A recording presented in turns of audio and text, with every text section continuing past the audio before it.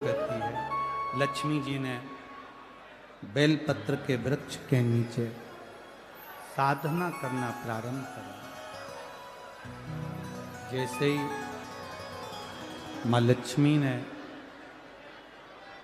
बेलपत्र के वृक्ष के नीचे साधना करना प्रारंभ करा तो देवाधिदेव महादेव कुछ ही समय में प्रदोष काल के समय पर लक्ष्मी जी के सामने शंकर भगवान प्रकट हुए। शिवजी ने पूछा, लक्ष्मी तुम्हें क्या चाहिए? लक्ष्मी जी कहती हैं, मेरी ये अश्व की योनि, मुझे अश्वी बनना पड़ा, घोड़ी बनना पड़ा। इस अश्व की योनि से मैं मुक्त हूं, पर प्रभु इस अश्व की योनि से मुक्त तो हूं, पर मेरे प्रभु ने मुझे घोड़ी बनाया है, अश्व बनाया है।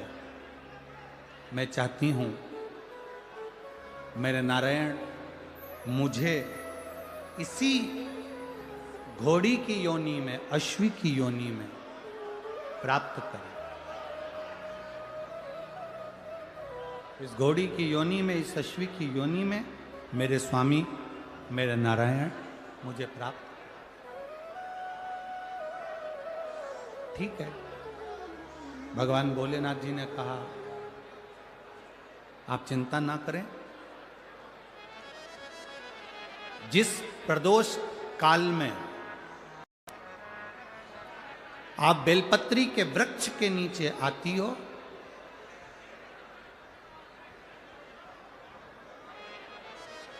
दुनिया का कितना भी दरिद्र व्यक्ति हो, चाहे दुनिया का कोई व्यक्ति ऐसा हो जिसका कभी व्यापार चलता ही नहीं हो, उसने 50 बार बदल के देख लिया, फैक्ट्री चली नहीं रही, जिस काम को करने के लिए जाते हैं वो काम टल जाता है, आज की जगह कल, कल की जगह परसों, परसों की जगह नरसों, काम होता ही नहीं। बेटा बेटी का संबंध करने जा रहे हैं पर हो ही नहीं रहा।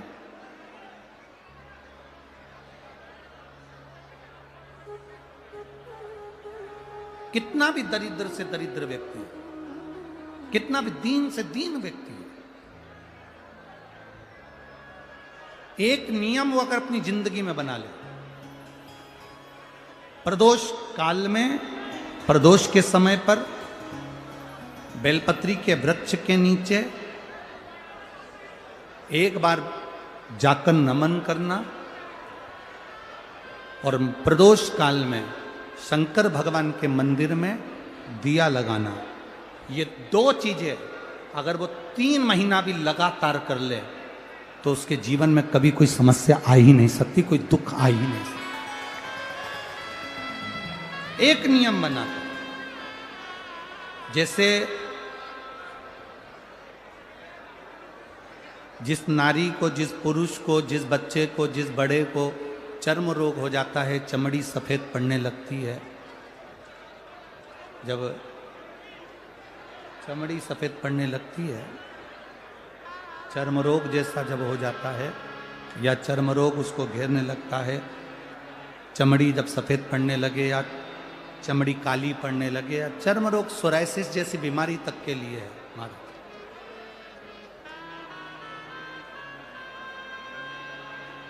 बेलपत्री के वृक्ष के नीचे की मिट्टी, बेलपत्री के वृक्ष के नीचे की मिट्टी, उसको जिस पात्र के अंदर शिवलिंग बनाने के लिए हम गलाएं,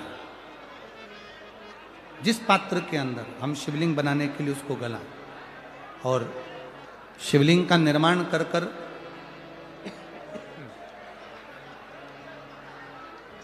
हम बेलपत्री के वृक्ष के नीचे उसका पूजन करें, उसका विसर्जन करें।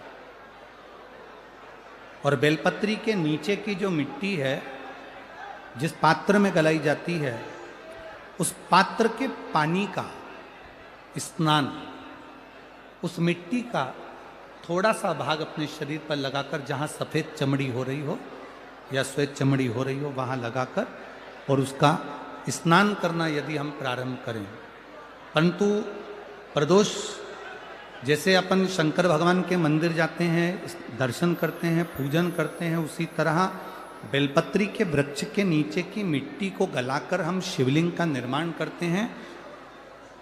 स्नान करना या शरीर पे लगाने के साथ में सबसे ज्यादा जरूरी है शंकर भगवान के उस शिवलिंग की पूजन करना, पार्थिव लिंग की पूजन करना।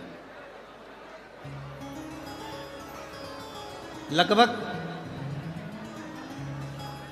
2 शिवरात्रि निकलेगी महीने की, और बाबा जहां जहां से चमड़ी सफेद हो रही होगी वहां वहां से धीरे धीरे बाबा अपने असली रंग को देना प्रारंभ कर देता है। इतना बेलपत्री के वृक्ष की पार्थिव लिंग निर्माण और पूजन की उस मिट्टी का इतना वर्णन हमारे शास्त्र करते हैं, इतना वर्णन।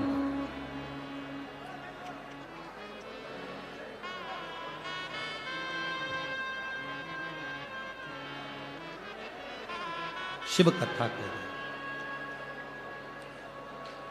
शिव महापुराण की कथा वर्णन कर रहे। स्वयं भगवान देवादिदेव महादेव ने नारायण से जाकर प्रार्थना करी। स्वयं भगवान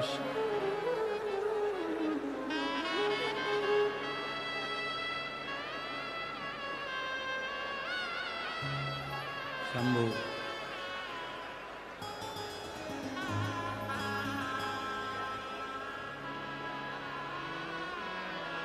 स्वयं भगवान शंकर ने नारायण से जाकर प्रार्थना करी कि माता लक्ष्मी आपके लिए तप साधना कर रही हैं, आप उनको जाकर दर्शन दीजिए। भगवान नारायण शिव जी के कहने पर जाने लगे। भगवान शंकर के कहने पर भगवान नारायण जाने लगे, पर भगवान शिव जी ने भगवान नारायण को रोका, और भगवान शिव जी ने नारायण को रोककर कहा, प्रभु रुको, मेरा निवेदन केवल इतना सा है, जैसे माता लक्ष्मी घोड़ी बनकर, अश्वी बनकर पृथ्वी पर गई हैं, आप अश्व बनकर पृथ्वी पर जाकर लक्ष्मी को लेकर आए। भगवान स्वयं नारायण अश्व बनकर पृथ्वी पर जाते हैं और लक्ष्मी जी को लेकर आते हैं।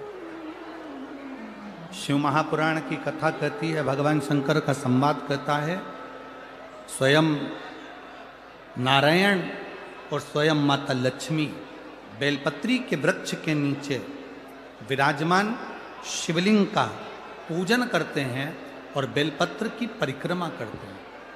जैसे ही उन्होंने बेलपत्र की परिक्रमा करी, शंकर भगवान वहां सम्मुख में जब आते हैं तो नारायण और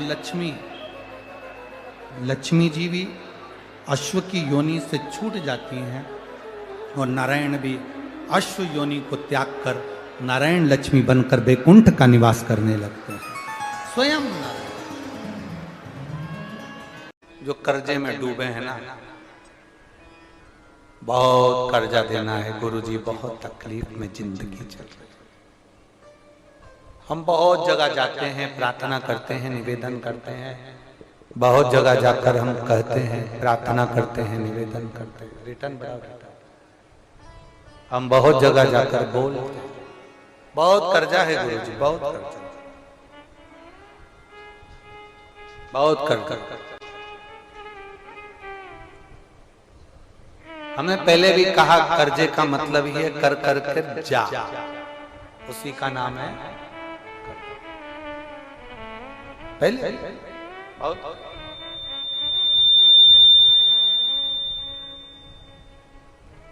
बहुत तकलीफ है।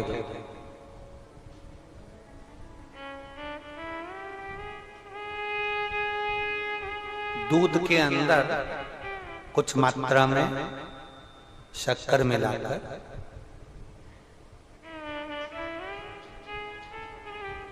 कुछ मात्रा में शक्कर मिलाकर दूध के अंदर एक बेलपत्र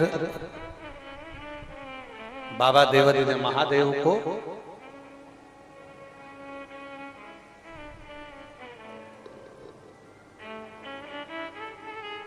भगवान शिव को जब आप समर्पित करें तो जैसे ये शिवलिंग है और शिवलिंग की जो जलाधारी है, जलाधारी की ओर इस डंडी का मुख, जलाधारी की डंडी की, जलाधारी की ओर इस डंडी का मुख, ये से जलाधारी इधर है तो ये डंडी का मुख शिवलिंग पर इधर की ओर।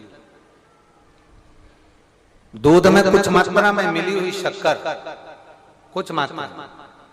हमेशा एक बात याद रखना कि जब भी सूर्य नारायण भगवान को जल दिया जाता है या शंकर भगवान को कोई जल समर्पित किया जाता है, शिव जी को जल चढ़ाया जाता है, तो जो जल चढ़ाने वाला पात्र होता है जिसमें जल भरा है या दूध भरा है या सामग्री भरी हुई है, और आपको अभिषेक करना है शंकर भगवान से, अपने मन की कामना वाला पूजन करना, प्रयास करना। शक्कर डाल दी, कई लोग उसमें दूध में शक्कर को हिला दिए, मिला दिया ना, जल भरा, जल में कुछ आ गया, उंगली डालकर निकाल दिया, या कोई पत्ते से या कोई फूल से या कोई सामग्री से निकाल दिया ना। हमने पहले भी कथा में कहा है, वृक्ष से तोड़े हुए फूल, और यहां तक एक कथा में वर्णन किया कि एक फूल ऐसा भी है जो तोड़ा नहीं जाता, जमीन पर गिरा हुआ फूल। कौन सा बताया था? पारिजात। उस फूल को तोड़ा नहीं जाता, वो फूल जमीन पे गिरना चाहिए, जमीन पर गिरेगा, उठाओगे तब शंकर को चढ़ेगा, वो पारिजात का फूल।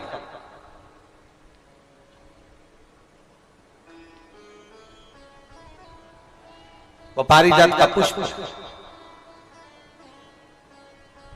पुष्प का एक नियम है। अब वृक्ष से फूल तोड़े आपने और उसको धो दिया, वृक्ष को, टूटे हुए फूल को तुमने धो दिया या पानी के पात्र में उसको डाल दिया, पानी के पात्र में भी अगर उसको डाल दिया, तुम्हारे पास बाल्टी है, कमंडल है जिसमें पानी भरा हुआ है, लोटा है जिसमें पानी भरा हुआ है, उसमें फूल डाल दिया तुमने, वो फूल भगवान को समर्पित कर रहे हो, निकाल कर वो फूल भगवान शंकर कभी स्वीकार नहीं करेगा, कभी नहीं स्वीकार करेगा, कोई देवता उस पुष्प को कभी स्वीकार नहीं करेगा।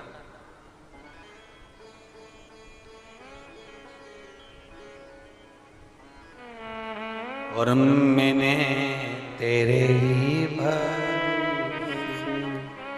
बाबा तेरे ही भरोसे, आप विश्वास के साथ उसको भजोगे, उसको विश्वास के साथ रमोगे, वो प्राप्ति होगी। अगर हमने फूल, फिर निवेदन है, दूध चढ़ाने वाले व्यक्ति याद रखना, बहुत कर्जा चूक ही नहीं रहा। आज शिवरात्रि है, 5 शिवरात्रि को आपको ये कर्म करना, 5 शिवरात्रि, 5 के बाद में फिर अपन बात करेंगे। तुम्हारे नगर में जब कथा हो, तुम्हारे आसपास में कथा हो, तब जरूर आना और पत्र लिख कर देना कि 5 शिवरात्रि का उपाय करा था और फल मिला। 5 शिवरात्रि, बेलपत्री की डंडी का मुख जलाधारी की ओर है, दूध में शक्कर मिलाना, शक्कर मिलाने का मतलब है दूध का पात्र, उसमें शक्कर डाल दी, पर हाथ नहीं डाला, चम्मच नहीं डाली, फूल नहीं डाला, उसको हिलाया नहीं गया। यहां तक शास्त्र कहता है शंकर को चढ़ाने वाले जल का जो पात्र होता है, जिसमें जल भरा होता है, जल का जो पात्र होता है, शिव जी को जल चढ़ाने वाला, बहुत अब हम क्या वर्णन करें, बोलेंगे तो आप कहते हो गुरुजी आप तो ना जाने कहां के नियम लेकर आते हो, ना जाने कहां। कई लोगों की आदत होती है कि शिव जी को भी राम झारे से जल चढ़ाना।